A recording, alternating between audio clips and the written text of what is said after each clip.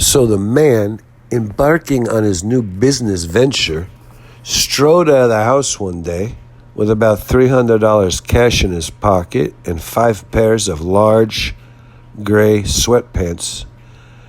And I didn't know what was going to happen, but immediately there's a guy walking down the road. Before he can get out of the driveway, he leaps out of his little Ford, whatever it is, a Ford Festiva or whatever it is. I don't even know if it's what it is, the little tiny car he's got. Maybe it's a little Corolla. I don't even know. He jumps out of the car and he races over, and there's this, he looks like he's just a regular guy. He's just walking. He's got a Starbucks coffee. I don't know where he's going to, but he's in the jeans and they're a little bit ripped. It's not all the way ripped, but like white threads showing at the knees. And the jeans did look a little dusty and a little musky. And he stops the guy and he says, "Hey, buddy. Hey, no, yes, sir. Can you come here a moment? I love the look of those jeans." The man didn't know what to say. He's like, he took a sip of his coffee and looked at the man like he was crazy. And this guy, he's like, just stared. And the man said, "I'm willing right now to give you $75 cash for those jeans and this pair of gray sweatpants. You can step right behind the tree, strip them off, and change into these sweatpants." And the guy's like, What is this? Are you crazy? Is there a camera? Is this candid camera? He's like, "Are you out of your mind? You want to buy these?"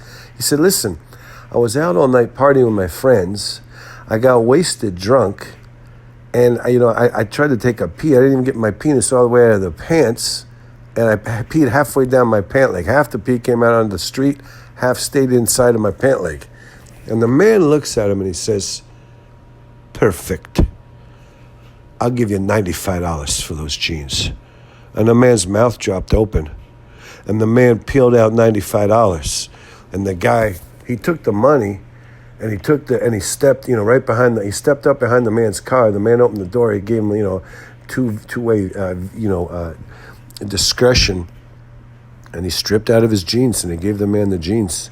And let me tell you something. That was the first purchase the man made on the street of actual unwashed Kentucky jeans, unwashed Kentucky denim jeans, and that was his first purchase. And he immediately put them on eBay that night. It just blew my mind. I watched this transaction go down from behind the glass inside the parlor room, big, beautiful, spacious, giant bay window. And I couldn't hear what was being said. I knew what was being said, but I couldn't hear it. And I just said, the man has begun a new odyssey. He has begun his new business. And he put those jeans in the back seat of his car. Well, unbeknownst to me, the man went out. He had a good day. He bought 6 pair of jeans, okay? He left them in the back of his car all day long. He's driving around. He doesn't have very good AC. The car was really hot. By the time he got home, the stank and the stench coming off those grody jeans was enough to make your nose hairs curl.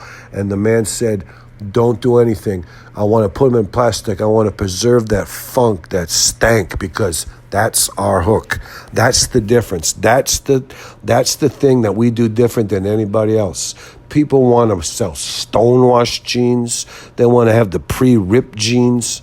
We're selling real, genuine, funky, stanky, filthy, unwashed Kentucky denim jeans. And they're going to sell like hotcakes. And let me tell you something. I went out. When the man came home, I happened to be lounging in the porch. I walked down and I walked over the car. I wasn't even close to the car. When the man opened the car door and stepped out and shut the car door, it was only open for like 10 seconds, but a waft of jean stench came over to me, and it literally curled my nostril hairs.